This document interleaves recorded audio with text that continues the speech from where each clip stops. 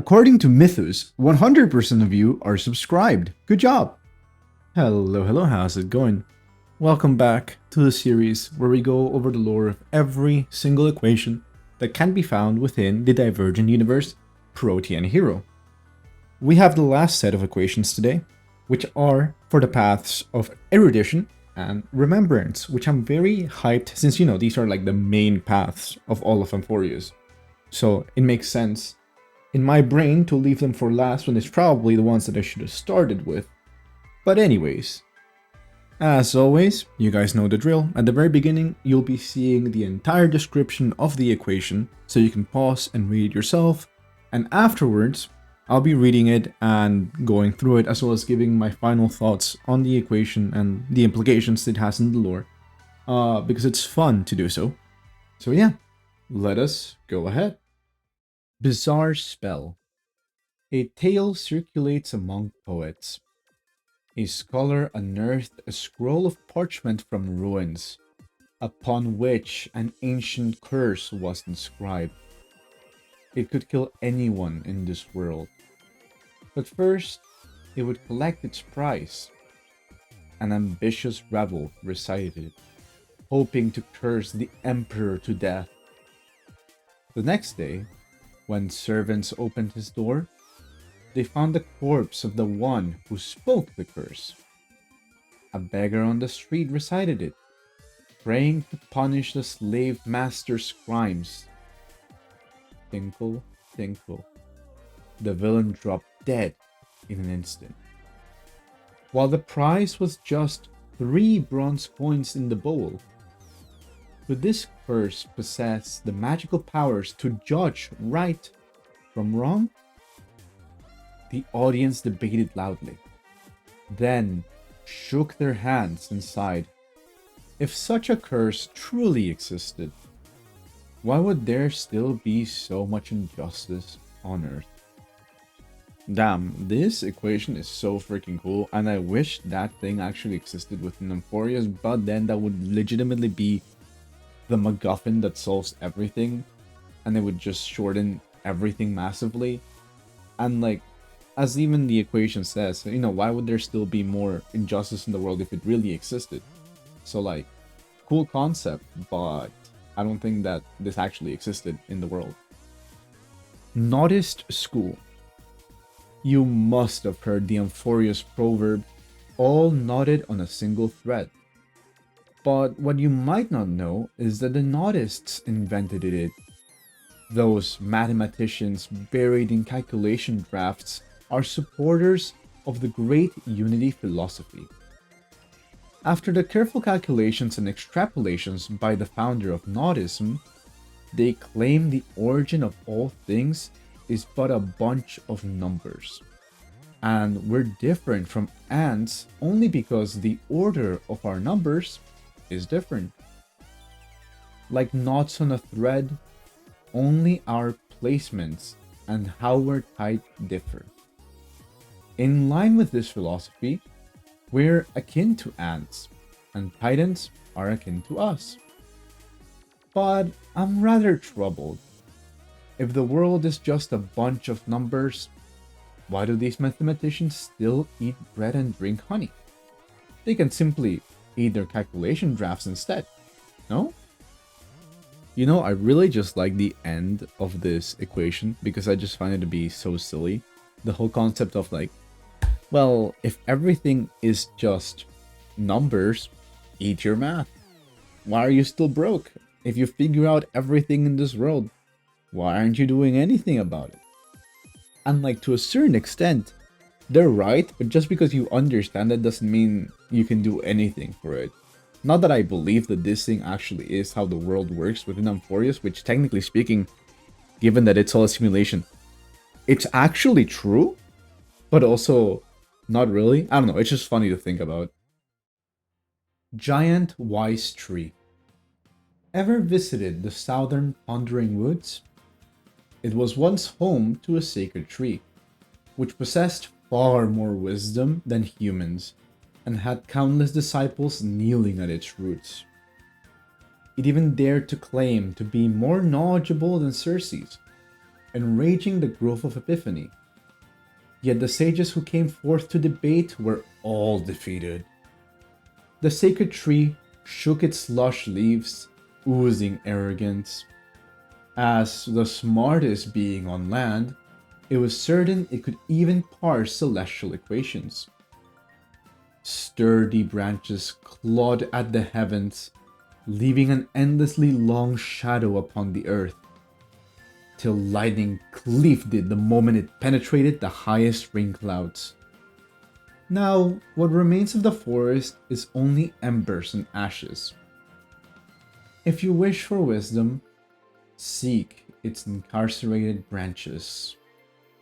Well, I don't know, but it seems like the giant wise tree was a bit too arrogant. They do mention that within the equation, but I do like the fact that, this tree was essentially saying it's way wiser than Cersei's, but it did not have like the critical thinking of not messing with Aquila, the Sky Titan. So it just shows that, I don't know, like I feel like it was too narrow-minded, but I do like the idea of like there used to be this entity that was even wrecking the sages. I would have loved to see this thing interact with Anaxa though. I think that would have been really freaking funny. Note Theif. Classrooms shouldn't be the exclusive domain of scholars. In the growth of Epiphany, a group of students had an ingenious idea. They secretly printed lecture notes and brought materials outside the classroom. What couldn't be printed, they copied by hand, distributing them for free, benefiting the poor, orphans, and even illiterate elderly women. When dusk fell, students and beneficiaries would gather together, discussing what they'd learned that day, letting the branches of knowledge grow wild. Bolder students even smuggled outsiders directly into classes, disguising them as strange beasts, potted plants, and even statues by the window. While professors lectured inside, crowds learned by proxy outside. To such shenanigans, the professors had a tacit agreement. Enlightening the foolish is, after all, a sage's sacred duty. I really like the concept of this equation because it really is just pirating, but in ancient Greece, which is, I don't know, just something about it seems so funny in concept to me. But what I do love as well from this is that even the professors know, oh yeah, like our students are doing that, but we're educating people and people are becoming better as a result of this. So we're just gonna keep on pretending like we don't really know what's going on, even though we're clearly aware, because this is just a net benefit for the world. And Selfless giant turtle. Legends tell of a giant turtle that roamed the world in the distant era Chrysalis. It, too, was a creation of Earth, even larger than the Dromas.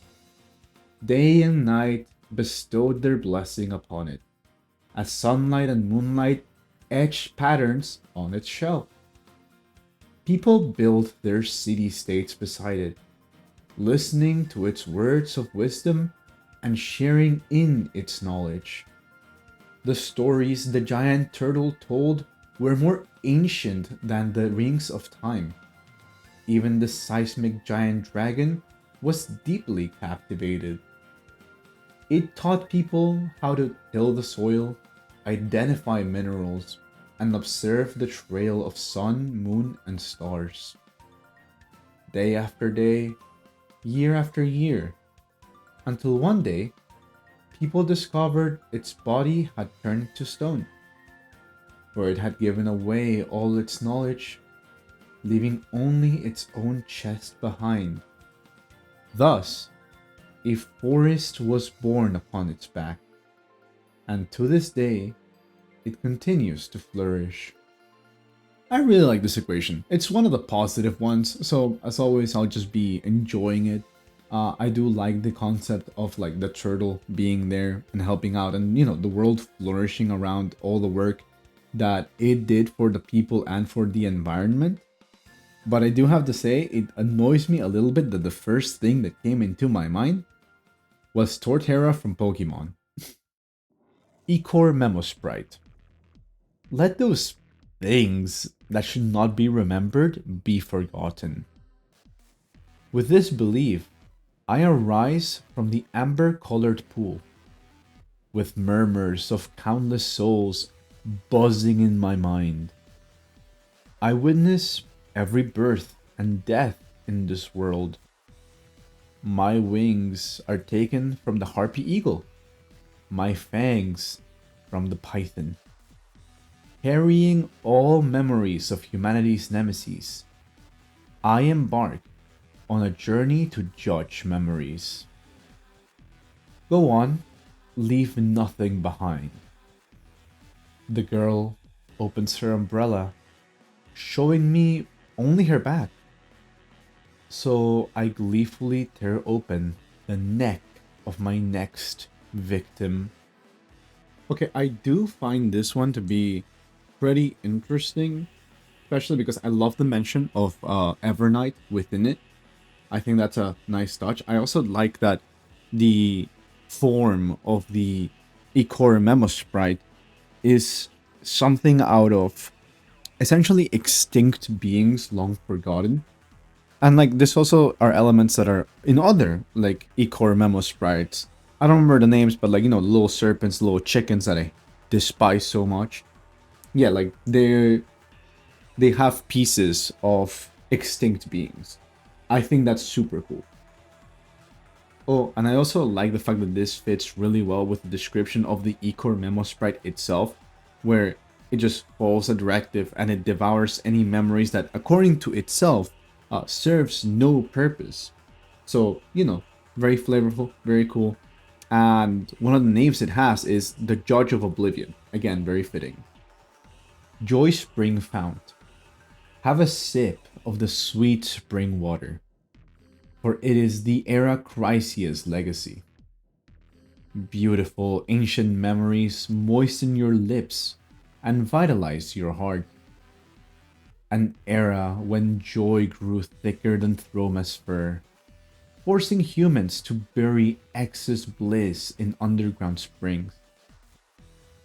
But who would have imagined that the black tide would come drowning humanity?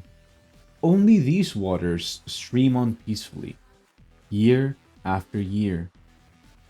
Now that the sealed history has been brought back to light accidentally, the golden liquid euphoria geysers, drenching its surrounding in unparalleled ecstasy. Sip lightly, however, and save your thirst. There are darker days ahead, when you'll thirst for it again. Memorial Chrysalis. How do I know these tales? A secret for your ears. The truth may sound ridiculous, but please believe my words. I once adventured in distant woods and brought a giant golden chrysalis back with me. Its threads scattering daylight into an iridescent glow. An enchanting sight indeed. Every third dawn, a prismatic butterfly emerges, whirling around me as it flirts in the air, unfolding visions of someone else's life before me. I consulted one of Orynyx's priestesses, and she kept silent for a long while, before stating that it was merely a miracle left behind by Era Chrysia. I knew you'd give me that look. If you're doubtful, just take this as my newly weaved story. You know, I really like this concept of both propagation and remembrance being united into this equation more than anything, because I like how they brought in the concept of a chrysalis, which is, you know, how a caterpillar becomes a butterfly, which, you know, requires like a lot of energy as far as I'm aware. So instead of having that energy, it's a lot of memories that are stored in there, and occasionally it'll seep through, and then someone will be able to see them. I don't know, something about that just sounds so cool. And I like the fact that there's people that are like, that's, you know, that cannot exist within Amphorius that does so much. It's just cool. Seaside Siren. Listen, the waves have brought back new memories. Shells and grains of sand, once a ruin of the city-state. Their surfaces are etched with stories, each scratch like the rings of a tree.